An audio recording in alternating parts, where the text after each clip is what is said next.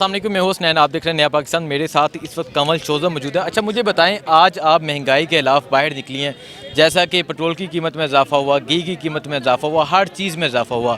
ये जो हुकूमत है, इन्होंने महंगाई मकाऊ मार्च किया था, ये चीज़ें सस्ती करने आई थी। क्या कहना चाहेंगे आज? ये देखें, अवाम के खून को सस्ता करने आए थे, बाकी तो हर चीज़ इन्होंने महंगी की है। हमने अवाम की तकलीफ़ के ख़िलाफ़ इस वक्त जो है वो आज प्रोटेस्ट किया है। ये जो जिस किस्म की महंगाई के लिए कहा जाता है ना होशरुबा महंगाई, नहीं, ये होशरुबा नहीं है, ये अवाम कातिल महंगाई है। 60 रुपये अगर आप तेल की कीमत बढ़ा देंगे तो हर चीज़ देखें इस वक्त कहाँ पहुँच रही है। इसके अलावा ओवरऑल हर चीज़ इस वक्त इकोनॉमिक मेल्टडाउन स्टार्ट हो गया है। पाकिस्तान के जो फॉरेन रिजर्व्स हैं वो गिर गए हैं। ब्लूमबर्ग आज लिख रहा है कि पाकिस्तान खुदा न खास्ता डिफ़ॉल्ट की तरफ जा रहा है। 9.75 बिलियन के आपके फॉरेन रिजर्व्स रह गए हैं। इसके अलावा आप देखो 250 रुपये घी की कीमत में इजाफा हुआ है फ़ी लीटर। आपके पास आटा पंजाब में कभी 1600 रुपये का नहीं हुआ, इस वक्त 1600 में भी नहीं मिल रहा है आपको। यूटिलिटी स्टोर्स के ऊपर जो है वो आप देखें हालात क्या चल रहे हैं। ये तो 9 अप्रैल की रात को जो 8 को इन्होंने डाला था, वोट ऑफ नो कॉन्फिडेंस की तहरीक जमा कराई थी, उसमें लिख के रखा हुआ है कि पाकिस्तान में बड़ी महंगाई है। इस हुकूमत ने कोई करप्शन नहीं की थी, कोई स्कैंडल नहीं था, इमरान खान के ऊपर और कोई इल्ज़ाम नहीं था, बस ये महंगाई थी। तो अब उस हिसाब से इनको तो समंदरों में जाके फेंकना चाहिए, इस्तीफ़े नहीं, इनका तो समंदरों में फेंक देना चाहिए जो इन्होंने अवाम के साथ हाल किया है। उसके बाद आप बाकी चीज़ें देख लें, जो साजिश थी वो यही साजिश थी। पाकिस्तान को मुआशी तौर पे इन्होंने बदहाल किया है। पाकिस्तान में मुआशी बदहाली के साथ साथ चीज़ों की शॉर्टेज, गंदम की, इस वक्त गैस नहीं आ रही है, इंडस्ट्रियल गैस की कीमतें जो हैं वो इन्होंने इंडस्ट्रियल गैस लोड शेडिंग 5-6 घंटे की शुरू कर दी है। तो जो पाकिस्तान ने इंडस्ट्री रिवाइव की थी, जो हमने टेक्सटाइल आपका जो है वो तरक्की कर रहा था, इंडस्ट्रियलाइजेशन हो रही थी, वो सब ख़त्म होना शुरू हो गया है। इम्पोर्ट्स बढ़नी शुरू होगी, एक्सपोर्ट्स जो है वो ड्रॉप। अच्छा मुझे बताएं, शहबाज शरीफ ने जब अपना पहला जलसा किया वज़ीर-ए-आज़म बनने के बाद, इन्होंने एक बयान दिया कि मुझे अपने कपड़े बेचने पड़े, बेच के मैं चीज़ें सस्ती करूँगा। तो आज उस बयान के बारे में क्या कहना चाहेंगे आप? देखिए, अपने तो उन्होंने नहीं बेचे, लेकिन आवाम की तो उन्होंने कपड़ों के बाद खालें भी बेचनी शुरू कर दी हैं।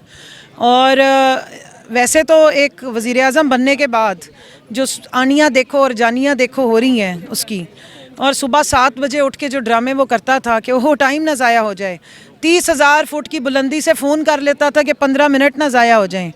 अब उस सारे स्टंट्स का क्या निकला आखिर में? 90 करोड़ के दौरे कर रहे हैं तुर्की में। एक फ्यूजिटिव उसका बेटा है जो पाकिस्तान के कानून के मुताबिक कोई आम शहरी भी जिसको गिरफ़्तार कर सकता है, उसको ले जाके हेड टेबल पे, स्टेट की जो हेड टेबल है उसमें बिठाने का जो सलमान शहबाज है, जिस पे फ़र्द जुर्म आयद होनी थी, जिसकी वल्दियत का किसी को शायद पता नहीं चल रहा है। तो शहबाज शरीफ साहब को पूछना था कि अगर आप ही इनके वालिद हैं तो बाकियों को नहीं ये बात पता थी कि अदालत में क्या हो रहा है। पाकिस्तान के इदारों को शरीफिस्तान का इदारा नहीं बनना चाहिए।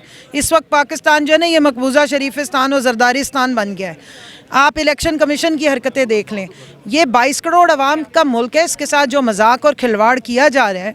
5वीं बड़ी इस मुल्क की फ़ौज है, एटमी आप कुव्वत है, और हाल आप यहाँ पे देख लें कि इस वक्त गदर कैसा मचा हुआ है कि चोरों का टोला रात की तारीकी में हमारे पे मुसल्लत हुआ। और याद रखिएगा, जो ये कहते हैं ना कि जी लैंड माइन्स लगा के गए और ये सारे IMF के मुआहदे पहले, तो याद करा दूं कि ये इलेक्शन जीत के नहीं आए हैं। ये एक चलती हुकूमत को गिरा के और एक तरक्की करते मुल्क का सत्यानाश करके आधी रात को माइनॉरिटी है जिनको अवाम ने रिजेक्ट किया था, ये वो हमारे पे मुसल्लत किए गए हैं। 155 सीटों वाले को हटा के 84 सीटों वालों को हमारे ऊपर बिठाया गया है। तो ये याद रखें, और याद रखें उस मरासले को जिसमें पाकिस्तान को धमकी दी गई थी, और याद रखें उस साजिश को जो इमरान खान ने आपको बताई थी। आज आपको नज़र आ गया कि अमेरिका की, इसराइल की और इंडिया की जो कठपुतलियाँ हैं वो इस मुल्क के साथ क्या खिलवाड़ कर। इमरान खान रूस से माहदा कर रहा था पेट्रोल सस्ता लेने के लिए, ये रूस से क्यों नहीं खरीदते? इसलिए कि डोनाल्ड लू जो है ना, वो इनको उल्टा लिटा के जूते मारेगा। वो जो उन्होंने इनको गारंटियाँ दी हैं ना कि आपके सारे केसेस बंद हो जाएंगे, जो जमहूरी मुआवजे हुए ना इस मुल्क में, कि जिस दिन दोनों बाप बेटा पे फ़र्द जुर्म आयद होना था, उस दिन एक वज़ीर-ए-आज़म बन गया, दूसरा वज़ीर आला बन गया, वो सारा रिवर्स हो जाएगा। फिर वो जो कैलबरी क्वीन है जिसकी लंदन तो क्या पाकिस्तान में भी कोई जायदादें नहीं है, लेकिन 80 करोड़ रुपए की लाहौर का मास्टर प्लान चेंज करके तो वो ज़मीनें भी आ जाती हैं। और 80 करोड़ कहाँ से आए ये किसी को नहीं पता है। 12 मिलियन के वो कम अज़ कम तकरीबन 90 करोड़ के वो शेयर्स खरीद लेती हैं रमज़ान शुगर मिल के, और वो कहती हैं कि जी मेरी तो कोई ज़राए आमदन नहीं, मैं तो अपने अब्बा जान के साथ रहती हूँ। अब्बा जान ने आज तक पर्चियाँ दी नहीं, लेकिन जाके रहते हैं एवनफील्ड अपार्टमेंट में। ये सारे जो मज़े इनके लगे हुए ना करप्टों के, चोरों के, वो सारे रिवर्स हो जाएंगे। इस जो ख़ानदान है इनके कोई स्टेक्स पाकिस्तान में नहीं है, इनकी कोई इंटरेस्ट पाकिस्तान में नहीं है। ये हमें ग़ुलामों से बदतर ट्रीट करते हैं। इसने आने से पहले कहा था कि बेगर्स कांट बी चूज़र्स, तो उसने अपना आपको मंशूर बताया था। उन्होंने ये बताया था कि हम आपको भिखारियों से बुरे तरीके का ट्रीट करेंगे, इतनी महंगाई करके आपकी आवाम की कमर तोड़ देंगे कि आपको खुददारी नाम की चीज़ से नफ़रत हो जाएगी, 2 टाइम की रोटी आप खा नहीं सकेंगे। तो जब आपको सारा दिन रोटी के लाले पड़े होंगे तो फिर ना आपको सिक्योरिटी की फ़िक्र होती है ना कुछ और होती है। भूख में तो इंसान की इंसानियत सबसे पहले जो है वो इंसान कुफर पे चला जाता है अगर भूख हो। तो अब ये आवाम के साथ ये सलूक कर रहे हैं कि उनसे हर बुनियादी सहूलत छीनते जा रहे हैं। आपको वो याद करा रहे हैं कि बिजली के बगैर आप हाथ वाले पंखे इस्तेमाल करें, पानी आपको ज़रूरत नहीं है लेने की, घी तेल छोड़ दें, सेहत बेहतर हो जाएगी, साइकिलें ख़रीद लें, और वापस पाकिस्तान को जो है ना 1947 से भी पीछे का इन्होंने धकेल दिया। आज आप महंगाई के खिलाफ बाहर निकली हैं, चीज़ें महंगी हो गई हैं, पेट्रोल की कीमत में इजाफा हुआ, घी की कीमत में इजाफा हुआ, हर चीज़ में इजाफा हुआ। क्या कहना चाहेंगी, ये हुकूमत तो चीज़ें सस्ती करने आई थी? मैं यही तो बात कह रही हूँ। इमरान खान के पास इनके क्या था, क्या उनके खान साहब के खिलाफ कोई करप्शन का केस नहीं था, कोई गवर्नेंस का इशू नहीं था। क्या ये लोग कहते थे महंगाई में कौ मार्च उन्होंने किया था। ये जो मौलाना साहब है पता नहीं अपनी फोत हो गए किधर है, अब उन्हें नहीं पता चला कि महंगाई हो गई है। 5 रुपये पेट्रोल बढ़ता था तो ये क़यामत मचा देते थे, और सारे के सारे लफाफे सहाफ़ी। 60 रुपया कोई छोटी चीज़ नहीं है। यकीन करें कि हम घर चलाते हैं ना, हमें पता है 60 रुपया और 47% बिजली। ये बिजली का जो बम गिराया ये तो आवाम को मार देंगे। ये हम लोग अब क्या हम अपने मुल्क को किसकी तरफ लेके जा रहे हैं? हम अपने बच्चों को क्या खिलाएंगे? तो हम बिजली का बिल देंगे या उन्हें खिलाएंगे या उनको कहीं स्कूल पे पढ़ाएंगे? क्या करेंगे? इस वक्त हम इतनी मुश्किल में है। लेकिन ये बात कि शुक्र है कि खान साहब हमारे पास हैं। लेकिन हमारे पास एक ऐसा लीडर है जो हमें बता रहा है कि ये गलत है, और इस वक्त तमाम बाशूर हो चुकी है। ये जो चोर के बच्चे ये समझते थे कि हम आएंगे, हम दोबारा से ड्रामेबाजियाँ जैसे करते हैं करेंगे और फिर इनको लूटते रहेंगे। लेकिन इस दफ़ा आवाम इतनी बेवकूफ़ नहीं है। इस दफ़ा हम निकले और हम अपने हक़ के लिए निकलते रहेंगे जब तक हमारा हक़ हमें मिल नहीं जाता। और इंशाअल्लाह हम खान साहब के साथ हैं। और हक़ हमारा क्या है? हक़ हमारा ये है कि फेयर एंड फ्री इलेक्शन हमारा हक़ है।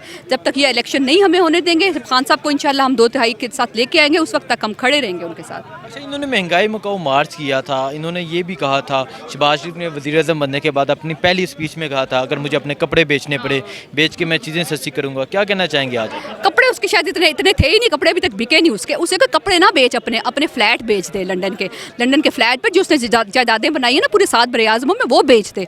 वो बेचे तब अपनी फैक्ट्रियाँ बेचे, जो चीनी की इसने फैक्ट्रियाँ लगाई है ना, कपड़े बेच के ना हमें दे। कपड़े तो इसके बसीदा कपड़े हैं, वो नहीं हमें चाहिए पुराने ज़माने के। तो ये इतने चोर के बच्चे हमेशा से यही ड्रामे करते आ रहे हैं और अवाम इनके ड्रामों में आती जा रही है अब। लेकिन अवाम ने फैसला कर लिया कि हम इनके ड्रामे नहीं बर्दाश्त करेंगे। बस बहुत होगी, सारी ज़िंदगी ये माइक तोड़ देता था बातें। लोग कहते थे वाह जी वाह बड़ा एडमिनिस्ट्रेटर है, एक बूट पहन के चला जाता था। लेकिन अवाम अब माशाल्लाह समझदार है। अवाम को पता है कि गवर्नेंस क्या होती है। गवर्नेंस होती है कि क्योंकि खान साहब ने 3 साल में दिखा दी ना गवर्नेंस, किस मैशत कैसी बुरी ख़राब मैशत को, और कोरोना के दिनों में खान साहब ने खड़ा करके दिखा दिया ना। खान साहब ने उस मैशत के साथ हेल्थ कार्ड दिया, उस मैशत के साथ एहसास प्रोग्राम, कामयाब जवान हाउसिंग का प्रोग्राम दिया, उसके साथ टेक्सटाइल इंडस्ट्री को बहाल किया, सब कुछ करके दिखा दिया। अवाम को पता चल गया कि चीज़ें हो सकती हैं। क्योंकि खान साहब ने क्या बताया था कि जो पॉलिटिक्स क्या है, पॉलिटिक्स पब्लिक सर्विस है। पॉलिटिक्स ये नहीं है कि आए और पैसा माल बनाएं, पब्लिक सर्विस करें। तो जो अब लोगों को पता है अब, और इंशाअल्लाह अब हम हटने वाले नहीं हैं। चाहे ये जो मर्जी, चाहे ये शेलिंग करें हम पे, जो इन्होंने इतनी शेलिंग की हमारे ऊपर, ये राना सनाउल्लाह ने और मरियम ने, लेकिन हम हटने वाले नहीं। हमने पूरी रात शेलिंग पे गुजारा किया और इंशाअल्लाह खान साहब बुलाएंगे। मुझे बता दें कितना गुस्सा है आपको? आपको नजर नहीं आ रहा मेरी आवाज़ में गुस्सा? और ये गुस्सा तो हमारा था, लेकिन ये गुस्सा दुगना तिगना हो गया जिस दिन इन्होंने हम पे शेलिंग की। इन्होंने हम बंदे मरवाए हमारे, और इसके अलावा इन्होंने क्या किया बच्चों पे, छोटे बच्चों पे। यकीन करें मैंने अपने सामने देखा है छोटे छोटे बच्चों पे शेलिंग, हम कैसे भागे। क्या हम पाकिस्तान के हम आवाम नहीं है? क्या हमारा हक नहीं था एहतजाज करना? पीसफुल प्रोटेस्ट था। हमें गमला नहीं तोड़ते जब हम प्रोटेस्ट करते हैं।